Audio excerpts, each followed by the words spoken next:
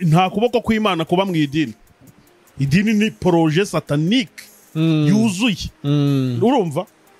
Idini ni projet ya Satani. Satani se w'ibibi byose. Ego. Niwe niwe nyiri umushinga w'ikitwa idini. Niwe washinze iyo business. Ahubwo ikibazo abantu bagira gikomeye ni ukwitiranya icyo bita itorero n'idini. Ego. Itorero ni irya Kristo. Ni iry'Imana. Umuvugizi wa ADPR, Apotre Mignone, ushaka kubera icyo ahubwo ari we yatabaje yaba ari cyo warumbajije. Bari n'abantu bazwi nk'abakozi b'Imana. Yego. Kandi bakaba ari abantu bafite abantu benshi. Barafite influence bumvuga n'abantu. Yego. Uzi ko wemera yuko Apotre Gitwaza ashobora kukuvugaho ijambo rimwe gusa reka guhindura ubuzima cyane rwose. Aramutse n'urugero agiye kuri social media ye imwe akandikaho agafata Theo bose babireba n'umugore agapostinga arayo akandikaho ati Mana we tibano bantu b'Imana bararushye, dialyse amafaranga ya dialyse yabuze, bantu mu nkunda ni mumfashe dushyigikire aba bantu b'Imana. Icyo cyako kantu gusa gashobora kwishyurira dialyse, gashobora kwishyurira umugore bose babireba dialyse y'imyaka 2. Icyo cyo turacyemeranya cyane. Urumva? Gusa ngo ese uyu muntu ko hari ikintu cyabaye kandi gikeneye umuntu w'Imana wagoboka ukaba umusamariya w'umunyembabazi. First of all, ibi bintu byamugezeho. Ubu nicyo dukwiye kwibaza. Tukanirinda guca imanza. Kuko wasana bamufashije mwibanga rega ntibaze kuri social media ngo babivuge. Kandi bahari nyine. Urugero nka Apotre Mignone. Bose babireba ubwenge yanyibwiriye ko ari mu bantu bamutabaye mu maza ya mbere. Yewe na n'ubu vuba ngakaba yarongeye kugira ute kumutabara. Ibyo ni bose babireba wabikwibwiriye. Sibyo? Ariko ntabwo ari ngombwa bigiye kuri public. No muri abo wasanga hari abandi bamutabara. Masasa tubiye yose babireba. Ku cyumweru gusa akamuhindira imwe mu rusengero. Mu materaniro amwe dore bagira benshi. Yaranyiza agafata mikura wubwa akavuga ati bantu b'Imana uyu muntu afite ikibazo cy'umugore. Ameze nabi bimeze gutya na gutya, situation imeze gutya na gutya. None mu bantu numva nshaka ko bandikwa mu ngororano bamukoreyeho umugisha, mureke natwe restoration tujye mu mujyo w'abandi tumukorereho umugisha. Ndakubwiza ukuri ko iryo jambo rya Apotre Masasu rigishobora guha bose babireba amafaranga ashobora gukoresha dialyse imyaka 3 cyane kabisa, kandi nta kindi bisabye. Ahubwo ukibaza ngo kubera iki Masasu atabikora niki? Ni ukubera iki ari munsi y'ukuboko kw'idini. Ariko wubwe ku giti cye n'umutima mwiza agira n'ubuntu agira, wubwe ku giti cye yashyigikira. Dufate nka Israel Mbonyi. Yego n'urugero. Mbonyi aramutse postinze bose babireba gusa nta kindi, ntakora amafaranga kuri konte ye, ntagira uti apostinge bose babireba kuri za Instagram ze n'ibiki, avuga ati bantu b'Imana mu nkunda ndabatakambiye. Uyu muririmbyi yafashije abanyarwanda benshi kuririmba ni nkanjye, kuko buriya isi ukuntu imeze baravuga ngo aha ngaho uri none hari abandi. Yego. Isi niko iteye. Kafati none mwamfashije tugatabara no muntu tukamushyigikira. Ndakubwiza ukuri ko iryo jambo rya Israel Mbonyi kuri bose babireba rishobora kuyicira dialyse y'imyaka 2. Ahubwo nka ADPR ishatse biroroshye ko umushumba mukuru cyangwa nyina abayobozi niyo batabikora mu Rwanda hose akaba ati mu matorero yose ya ADPR akorera mu mujyi wa Kigali kuri iki cyumweru nimumara gutanga amatura asanzwe mushyireho ikibo, icyo kibo kirava mu ituro turikusanye ryo gushyigikira umukristo wacu bose babireba, cyangwa umugore wate bose babireba. Yego. Nukuri ko Imana yabona amafaranga menshi cyane. Noneho ukibaza kubera iki ADPR itabikora cyangwa itabikora. nicyo cyakindi nicyo kibazo. nibyo by'idini rero nkubwira sasa ntabwo ari Izayi wanze kubikora no reka ntumurenganye kuko nawe afite idini ahagarariye ntabwo ari we wanze kubikora no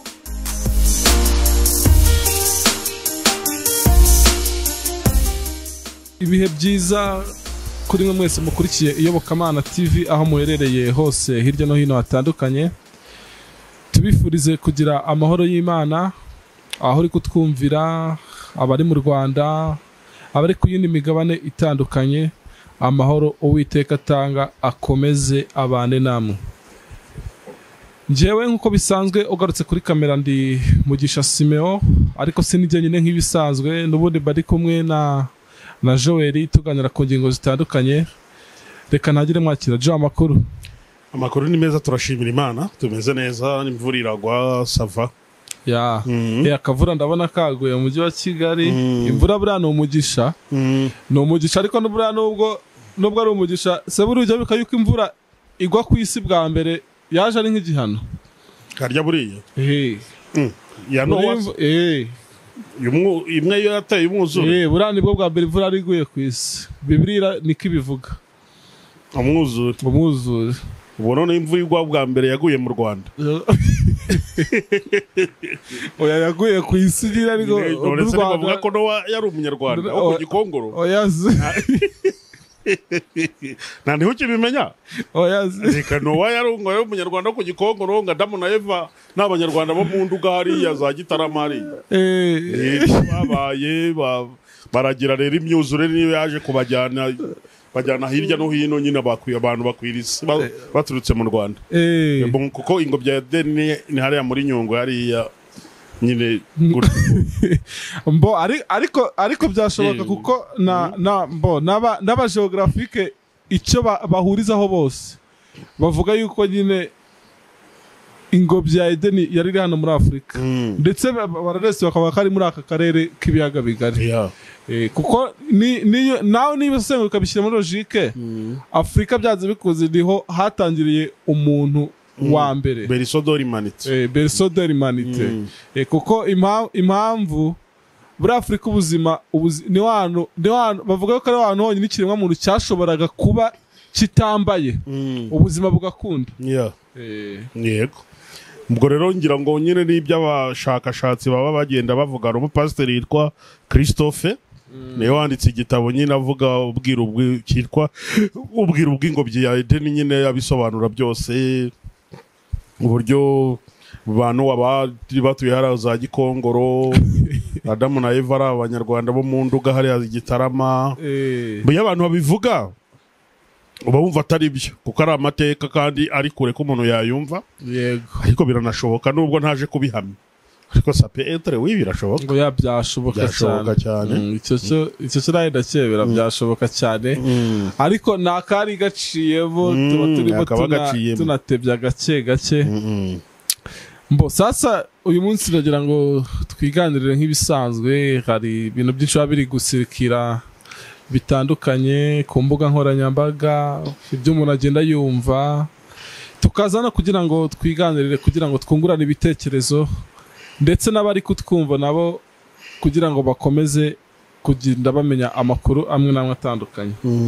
Ku munsi w'ejo hari inkuru nabonye, umunyamakuru bita Mutesi Scovia bakunze kwita Mama Rwagasabo, ni inkuru yakoze ari gutabariza umukozi w'Imana Theo Bosebabireba. Uwiringiyimana Theogene wamenyekanye nka Theo Bosebabireba. Urabizi ko afite ikibazo, arwaje umudamu wiwe, ngira ngo agiye nabikora inkuru nyinshi zitandukanye. Ariko Scovia yagezaho amansiyona n'amazina y'abanyamadini bamwe na bamwe. Aravuga ati nyabuneka ati Theo yarabakoreye amafundraising atandukanye mu kubaka insengero, timugoboka umukozi w'Imana, byakomeye hakiri kare. Ese ku cyawe giti nk'umuntu w'umusesenguzi kukirana gospel, amadini ubona hari ari kurangara na Theo? Amadini Theo nyine nk'uko wari ubivuze, uzi ko amaze iminsi afite ikibazo gikomeye cy'umugore we warwaye impyiko zombi, ari muri dialyse rero gutyo. kandi ni ibintu biba bihenze cyane nk'uko nyine abantu benshi babizi cyangwa babisobanukiwe. Rero iyo baravuga ngo Imana iguha ubuntu bw'Imana bukaguha abantu bakaguha ibintu bikaguhindura umuntu. Iyo principe rero niyo bose babireba bari kugenderamo. Hari n'abantu nabonye bamutuka, ntabwo wari ukwiye gutabaza, ese wakoreye iki gihe cyose umaze uri umusitari. Umuntu ashobora gukora amafaranga ariko agashira cyangwa ntaba hagije kwakenewe. Niba ari ibyagahuye nabyo byo kurwaza umuntu kuba yatabaza, nje ku giti cyanjye mbona atari ikibazo. Kandi ikintu kimbabaza disi nuko usanga bene abantu bavuga gutyo cyangwa batukana gutyo mugani ntari icyo bamaze, ntacyo bamufashije, kuko umuntu ugufasha ntavuga. No kuri pe nazo umuntu ko wagufasha ugira ngo yavuga, reka abavuga nyine n'udafite icyo abikoraho, uraho nyine nawe wifitiye agahinda ke mugani. Ariko rero niba ufite n'agahinda kawe cyangwa n'ibibazo byawe, ntabwo ari ukwiye kuza utukana, kuza uvuga nabi, kuza werekana ko ibintu umuntu yakoze atari byo. Imana niba iha abantu ubuntu bw'Imana bukabaha abantu bose abira bakari umuntu w'abantu wamenyerewe mu bantu kandi wakoreye abantu n'Imana muri rusange. Indirimbo ze zahembuye abantu n'izahembuye inyamaswa, akagira ikibazo nka kiriya cyo kurwaza umugore, kuba yatabaza abo bantu afite ntabwo ari igitangaza rwose. Nje nicyo wenda nabanza kuvuga kuri comment y'uburyo mbona hari bamwe mu bantu babyakiriye ukundi. Nje mbona gutabaza atari ikibazo. Yego, sibyo? Warumwe ati abanyamadini se ubona baratereranye Theo bose babireba. Icyo kirimo yego nahuye, sibyo? Kubera yuko Imana iyo yarambuye ukuboko ngo iguhe, nta muntu n'umwe waguhina agakwima. Ibyo ni iyambe, ni principe. Cyangwa Imana yafunze ukuboko ntirambura amaboko y'abantu ngo baguye, niyo wateka ikigari gashya cyangwa ibuye rigashya nta wakuramburira ukuboko ngo aguye. Yego rero kuvuga ngo abanyamadini batereranye Theo cyangwa ntibamutereranye, ahubwo reka tubitege kino gihe iki turimo noneho sasa. Wasanga ari nabwo bagiye bamenye noneho ko yabatabaje cyangwa babonye ko ikibazo cye gikomeye, kubera iriya video yakoze yatakamba riravuga ati nukuri umugore wanjye agiye kumfana ameze nabi, nyaboneka abantu b'Imana ni mu ntabare ribugire gutya. Akaba ari bwo wenda bagiye bagira ute babihereza agaciro, bakaba bagiye kumutabara mu buryo bumwe cyangwa ubundi. Yego. Ariko jo hari ikindi kintu nshaka kukubazaho gato. Urabona umaze igihe kinini mu itangazamakuru, even no mu idini, abantu benshi bakunze gushinja amadini ikintu cyo kwikunda cyane, donc kutagira ikintu bafasha nyine mu by'umubiri, niba mu bifatika. Wenda nk'umuyoboke w'idini ahuye n'ikibazo runaka, bakaba yuko amadini akunze kwikunda kuri icyo kintu, nyamara akiregagiza yuko imbaraga afite n'ubundi ari abo bantu. Ese nabwo amadini ku rundi ruhande nje nkibaza, nabwo ntiyaba arenganywa kuri icyo kintu? Ubu buri muntu wese uhuye n'ikibazo cy'ubuzima busanzwe, idini ryabasha gusporta ibyo bintu rikabishobora?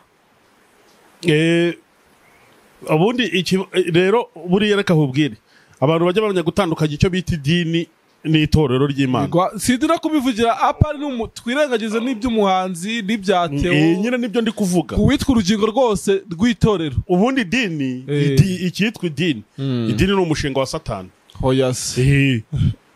Buri abantu ntabwo bajya babimenya. Abanyamadini burabakira. No, ariko nyumva ikintu bita idini nta kuboko kw'Imana kuba mu idini. Idini ni projet satanique yuzuye. Urumva? Idini ni projet ya Satani. Satani se w'ibibi byose. Niwe niwe nyiri umushinga w'ikitwa idini. Niwe washinze iyo business. Ahubwo ikibazo abantu bagira gikomeye ni ukwitiranya icyo bita itorero n'idini. Yego. Itorero ni irya Kristo, ni iry'Imana. Noneho iyo utabisobanukiwe kubitandukanya neza, rero uhora ucumuzwa n'icyo kintu kibaho cyitwa idini. Yego. Idini ni adori kahubwire ibintu biranga idini. Idini ni irigome. urumva abanyedini ni abagome, abanyedini ni abicanyi, abanyedini nta mpuhwe bagira, urumva abanyedini umva ni umuzi w'ikibi cyose. Abanyedini bishe Yesu umwana w'Imana, abanyedini kandi bamuzizaga idini. Abanyedini idini rica ntihamba igaheka ntisimba. Oya, urumva niba Theo rero bose babireba, niba ari kunyumva akaba ashakiye acungiye ubutabazi ku idini, ahubwo arapfuye. Umugore warapfa na Theo apfa. Oya, yabucungira ku kirere, yabushingira ku Mana no ku itorero ryayo. Ntabwo buri hari ibintu abantu bagira, hari ibintu abantu bitiranye. Ntabwo kuvuga ngo Scovia yavuze ngo abanyamadini ngo runaka, ngo Apotre Gitwaza, ngo Mignone, ngo Masasu, ngo Izayi wa ADPR, ngo ni bamutabari. Ntabwo Scovia ari gutabaza abantu ku giti cyabo, sibyo? Yego. N'abandi bantu bashobora kuba bari mu matorero bashumbye, yego, cyangwa mu madini, ariko babitse ako kantu ka security y'itorero ry'Imana mwayo madini, ko bashobora kwifatanya bagatabara bose babireba. Ariko niba bose babireba bacungira ubutabazi ku idini, umugore warapfa na Theo apfa, kuko abanyedini nta mpuhwe bagira. Abanyedini nta n'ikintu bafasha umuntu, urumva?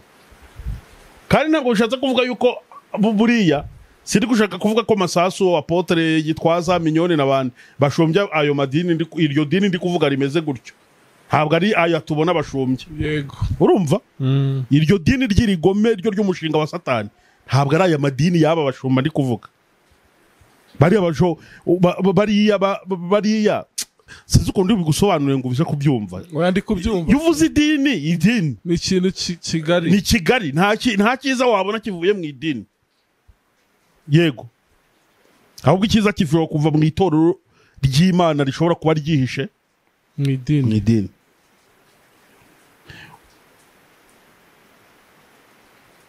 Baravuga ngo umupfu wo mu idini yibeshya ubugingo mu itorero ry'Imana. Buzi ikintu ushatse kuvuga? Ayo magambo arakomeye. Umupfu wo mu idini yibeshya ubugingo mu itorero ry'Imana. Nta dini ritanga ubugingo, urumva? Ubugingo, abanyabugingo bari mu itorero ry'Imana, bizeye amaraso ya Yesu Kristo. Buna abantu bitiranye icyo bita idini n'itorero. Scovia yatabaza kuriya ntabwo yatabaje abanyamadini, yatabaje abakozi b'Imana. Ubyumve? Yego, yatabaje abakozi b'Imana, ariko ntabwo yatabaje abanyamadini, kuko abanyamadini bo nta kintu na gito bagufasha, ntacyo.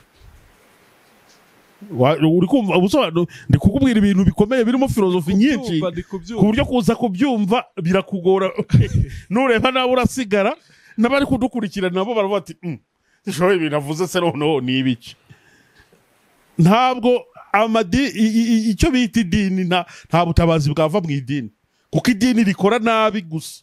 Idini ni poroje ya Satani, nta cyiza rero waribonamo. Numva ari ibyo navuga. Jo, urakoze cyane. Tukiri ku idini, bamwe mu bantu b'impirimbanyi za Afurika, cyangwa abo dukunze kwita aba panafricaniste, bakunze gushinja idini uruhare rukomeye cyane rwo gukenesha cyangwa se gupyinagaza abanyafurika, ko ryaje ryihishe n'ubundi muri colonization. Donc bavuga ko nta kintu ryamariye Afurika. Ese nawe niko bibona? Kuko tujye kurimarana ikinyejana hano muri Afurika, ubona idini ku cyagiti ryagize uwe mumaro? Ntawo bo. Idini ryaduciyemo ibice. Idini nta cyiza na gito, idini habe nta cyiza na kimwe na gito idini ryazanye hano muri Afurika, uretse ibibi gusa. Idini ryaciyemo abanyafurika ibice. Idini ryakenesheje abantu, ribigisha yuko umukene hahirwa abakene mu mitima yabo abantu bakabigenderaho bagakena ntibakore bagakuruwaza rebura. Idini ryubakiye ku kinyoma, ryubakiye ku nzangano, ryubakiye ku matiku, ryubakiye ku bugome n'ubugambanyi n'ubwicanyi. Nta cyiza na kimwe kera kirabura na gimwe kera kirabura. Idini ryamariye Afurika ahubwo ryarayagije bishoboka n'ibintu turimo na strago zose n'ingorane dufite zose yewe n'ingorane politike ziba muri Afurika nyinshi zose ibyinshi byazamwe n'idini. Idini ni ribi cyane ryahemukiye Afurika. Ngewe ngamagara ku maguru yanjye mvuga ngo hari kidini ikiheze wose ni ngombwira ibyiza bibiri by'idinuzi ni ibiki ni ibi. Oya ntabyo nyine wowe turi kuganira mbwira ati nubwo uvuze gutyo uciye iteka rikomeye ariko hari ibyiza idini ryazanye ni ibiki. Nise ntiryubaka amashuri n'ibitaro n'ibiki ngo kandi wamaze kuvuga ko ntacyo rimaze. Oya ndisubiye baravuga ngo rekado ni nako inkunga z'amahanga cyangwa z'intuze ni kado empoisonné ni nk'impano ziroze. Ashobora kuza akubaka amashuri ariko inyuma agukurikiye ku kwiba ibintu byinshi cyane. Sibyo nta byiza kidini man ko rifasha n'abantu kujya mu ijuru. Nta dini nta muntu n'umwe ubaho, nta mugeni wa Kristo n'umwe ubaho wafashijwe n'idini kujya mu ijuru kandi ari wo murongo w'inyigisho zabo. Ntabwo ari kwaze kukibitiranya idini n'itorero. Ariko Juvenez nicyo kibazo ubundi gikomeye ufite. Ubundi sereka nkubaza. Ariko Juvenez okay, ADPR ni idini cyangwa n'itorero? Nyine nsubiza ADPR ni idini cyangwa n'itorero? Nsubiza. ADPR ni idini cyangwa n'itorero? Nyine nsubiza wowe kubyumva. ADPR ni itorero. Zion Temple cyangwa Restoration cyangwa Noble Family ni idini cyangwa n'itorero? Ni amatorero. Idini ni iriho ubwo icyo bita idini ni iri icyo bita idini ni ikintu cyose umuntu ashinga agamije gusabana n'ikinyabubasha we yizeye nyine ko kimufiteho ubushobozi. Nje nuko numva idini kuko ADPR ni ADPR ntago ari idini kuko impamvu nko mu Rwanda dufite amadini make. Dufite Christianisme, dufite Islamu, dufite ubundi sayo twavuga mu Rwanda ahari. Noneho ayandi za ADPR ni amatorero ahubwo ya Gikristo. Nje niko ahubwo itorero ryo ririmo ibice bibiri. Eri ibihe hari itorero nyine ry'isi nyine iryo ngiryo pastor abanarize barifite liste mfite ati abakristo banje bari muri itorero nabo. No hari irindi rya Kristo rizwi nawe gusa. Ni icyo rero ndi kukubwira rero sasa none wenda kunyumva sasa. Oya kukumva hadi kukumva nibyo ndi kuvuga. Yego abantu batanatwumva nabi batwumva ngo ndi kuvuga ngo idini ntacyo rimaze ngo bumve ko ibintu byose byitiriwe Imana hano cyangwa muri Afurika nta mumaro bifite. Oya yego urumva idini n'itorero ry'Imana biratandukanye. Ni ibintu bibiri bitandukanye. Gusa urebye nabi byakujijisha cyane kuko hari idini risa n'itorero hari n'itorero risa n'idini. Oya birajijisha cyane. Ejo bundi ndi kubona n'umupapa utanyeho pastor ari kumbwira ngo ku idini imbere y'idini ngo umuntu ukijijwe ku idini nuzi guhisha ibyaha bye kurusha abandi. Uwo niwo kijijwe ku idini. Ivora ni ibyo yego. Umuntu nyine uzi gukora imihango y'idini neza 100%. Imbere y'idini uwo ni ukijijwe. Erega niyo yapfuye araririmbirwa neza agakorerwa ikiriyo cyiza cyiyubashye kuko yatanze amaturo ibya 10 ariko ibyo ngibyo ngafite kubikora atari muri iryo torero turimo tuvuga. Kandi ibyo ndi kukubwira nibyo ndi kukubwira ko kuko urebye amadini niba amatorero cyangwa amadini ubundi niba twese tuvuga yuko dukorera Imana dupfa iki? Ugasanga abanyamadini barahanganye, baragambanirana, barahemukirana mu buryo bumwe cyangwa ubundi, kandi bose ngo n'abakozi b'Imana, bose intego yabo niyo kujyana abantu mu ijuru. Bari gupfa iki? Ni ikibazo mugano ya ndirimbo ya Mani Marite nyine barapfa iki? ngo hashize igihe ngo kitari gito ngo tuyobotse nk'amadini anyuranye, ngo kandi ngo buri wese yo muganira akubwira yuko iyo arimo ariyo y'ukuri. Ibyo rero nkubwira, tugarakora kuri Theo bose babireba, ntabwo nabyibagiwe. Yego, wabashije ati se Theo urabona abanyamadini baramutereranye? Navuze ngo yego cyangwa hoya. Abari abantu yatabaje harimo Apotre Gitwaza, Masasu, umuvugizi wa ADPR, Apotre Mignone. Ushaka kubera icyo ahubwo ari we yatabaje, yaba ari cyo warumbajije. Bari n'abantu bazwi nk'abakozi b'Imana. Yego, kandi bakaba ari abantu bafite abantu benshi, banafite influence bumvwa n'abantu. Yego, uzi ko wemera yuko Apotre Gitwaza ashobora kukuvugaho ijambo rimwe gusa reka guhindura ubuzima cyane rwose. Aramutse n'urugero agiye kuri social media ye imwe akandikaho, agafata Theo bose babireba n'umugore, agapostinga arayiza akandikaho ati Mana we, bano bantu b'Imana bararushye, dialyse, amafaranga ya dialyse yabuze, bantu mu nkunda ni mumfashe dushyigikire aba bantu b'Imana. Icyo cyako kantu gusa gashobora kwishyurira dialyse, gashobora kwishyurira umugore bose babireba dialyse y'imyaka 2. Icyo cyo turacyemeranya cyane, urumva? Gusa nta kindi akoze, nta muhaye amafaranga ye ayakuye mu mufuka we, oya, nta protokole nyinshi zindi bigiyemo, nta nubwo afashe amafaranga yo kuri konte y'itorero kugira ubyumve.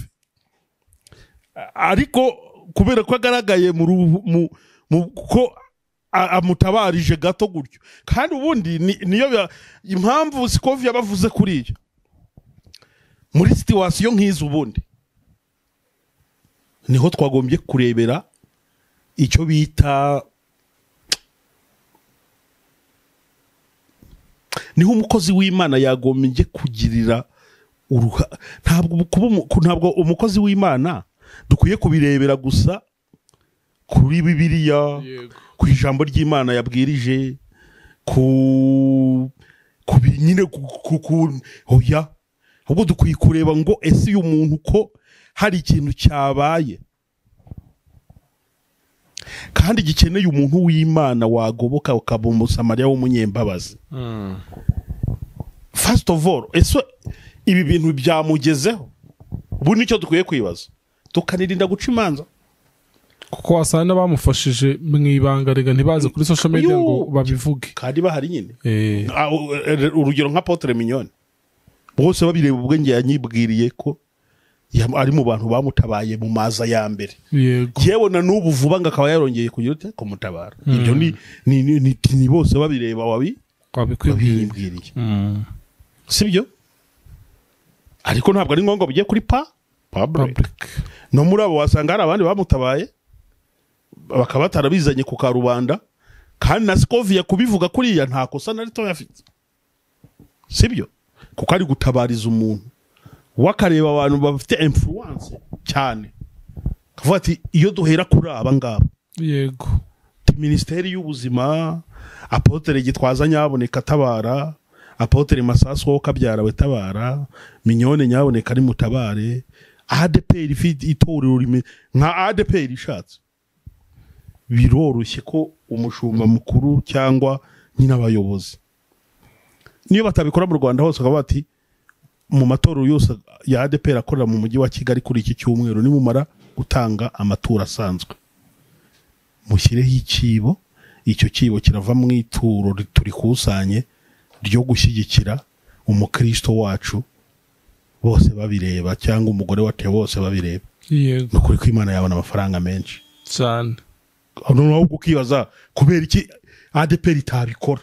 cyangwa itabikora nicyo cyakindeho kibazo nibyo by'idini rero nkubwira sasa ntabwo ari Izayi wanze kubikora no reka ntumurenganye kuko nawe afite idini ahagarariye ntabwo ari we wanze kubikora no kuko ari munsi y'ukwaha kw'idini nirya akorera idini wowe ubwe ku giti cye ashobora gufata amafaranga ye akamutera inkunga biroroshye cyane birashoboka yewe ni idini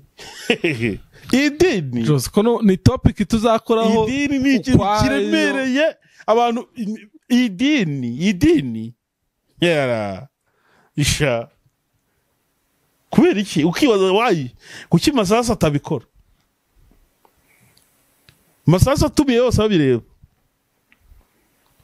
ku cyumweru gusa akamuha indirimbo imwe mu rusengero mu materaniro amwe dore bagira benshi yarangiza agafata mikoro ubwe akavuga ati bantu b'Imana uyu muntu afite ikibazo cy'umugore ameze nabi bimeze gutya na gutya situation imeze gutya na gutya none mu bantu numva nshaka ko bandikwa mu ngororano bamukoreyeho umugisha mureke natwe restoration tujye mu mujyo w'abandi tumukorereho umugisha ndakubwiza ukuri ko iryo jambo rya Apotre Masasu rigishobora guha bose babireba amafaranga ashobora gukoresha dialyse imyaka 3 cyane kabisa kandi nta kindi bisabye ahubwo ukibaza ngo kubera iki Masasu atabikora niki ni ukubera iki ari munsi y'ukuboko kw'idini ariko ubwe ku giti cye n'umutima mwiza agira n'ubuntu agira ubwe ku giti cye yashyigikira yabikora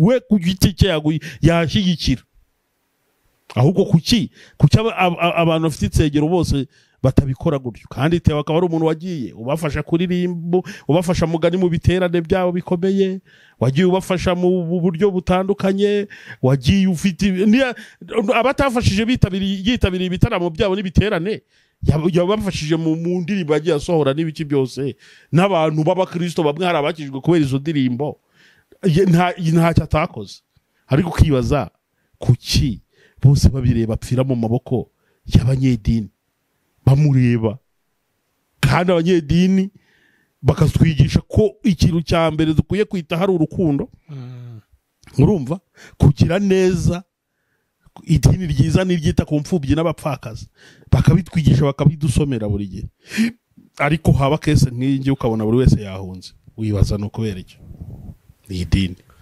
Jo urakoze cyane se tuvuye ku idini gato tukajya ku bahanzi bagenzi be abahanzi bagenzi be ni shyashya muri iyi kesi kuki tutabona abahanzi bahaguruka kuko buri muhanzi aba ari ijwi ry'abantu nabona abanyedini nabo bari mu idini kuko nk'ubu nk'urugero nk'abahanzi bafite kwiteranya bakavuga ati kadukore konseri n'urugero uzi nka Mbonyi reka dufate nka Israel Mbonyi yego ni urugero Mbonyi aramutse apostinze bose babireba gusa nta kindi ntakura amafaranga kuri konte ye ntagire uti apostinge bose babireba kuri za Instagram ze n'ibiki avuga ati bantu b'Imana mu nkunda ndabatakambiye uyu muririmbyi yafashije abanyarwanda benshi kuririmba ni nkanjye kuko buriya isi ukuntu imeze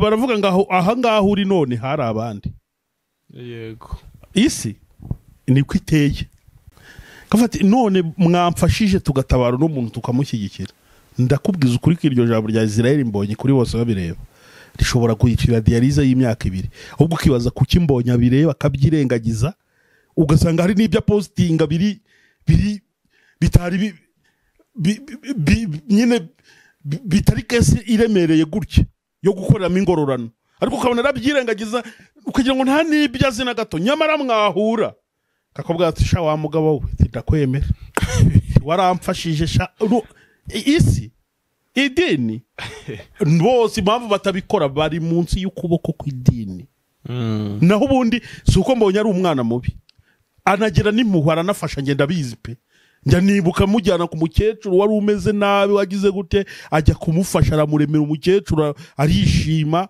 n'abandi bantu benshi n'ibindi agenda afasha akora ahubwo ukibaza wayi muri kese nk'iyi ngiyi kukiyigira nk'utabibonye ni atsikabiwe n'icyo bita la puissance y'idini ni imbaraga z'idini zimutsikamiye n'abandi umuntu yavuga. Nicyo kibazo ubundi kihari. Naho ubundi suko abantu batagira impuhwe, abantu batagira ubumuntu, abantu batatabara cyangwa atatabarwa, suko ari gukuye na kesi ikeneye amafaranga menshi kurusha ayabandi baba barahuye nazo. Ahubwo ikibazo uziteho ari umuhanzi wa sekera bibayeho. Yego. Ndakubwiza ukuri ko ubutabazi yabona ni wabona aho buri. Yabona ubutabazi bukomeye. Noneho ubwiza ukuri. Ahubwo niba ari ikintu kibi no gupfira muri gospel. Kuko gospel igwije abanyamatiku, abanyeshyari, abantu bagira inzangano, abantu batsikamiwe n'amadini bavuga ko bakijijwe imitima ikabakoreye ibyo bavuga. Kandi umuribye muhore mukenyeye mu mitima n'amatabaza yanyu ahore yaka. Aho gutanyura imyenda yanyu, ahubwo mutanyure imitima. Imyambaro yacu ntibibe ibitenge, imishanana, imidiho n'ibiki byose, n'imbyino n'ibiki byose, n'imiziki no kuririmba cyane na hiti. Imyambaro yacu b'imirimo imwe yo kwera no gukiranuka. Niko twari dukwiye kuba. Ahubwo ukibaza ngo kuki umuntu wo muri gospel yipfirabo abantu babireba agapfa kubera iki? No kubera iki nyine isi. Ni bya bindi nakubwiye rero. Batsikamiwe n'iki? Nikidini. Idini ndumva ari hatari. Hatari. Yes, John ndagushimiye cyane rero kuri icyo kintu twaganiragaho kidini. Ariko tunibutsa abari kureba Ayobokamana TV, ufite icyo wakora ku mukozi w'Imana Theo bose babireba, wamufasha mu gihe nk'iki. Burya nta muntu w'umugabo waza kuri kamera ngasuka amarira ari brag. Abababaye byanyabye. Abababaye. Rero twese reka dufatakanize hamwe kugoboka Theo bose babireba, ndetse dukomeze no kubashimira cyane mu mwese mwari mudukurikiye. Tureke ko abanyedini ahubwo tube abakristo bukuri. Murakoze cyane, ibiganiro byacu nakagaruka, tubitse gukora subscribe, share ndetse na comment naho ubutaha. Amen.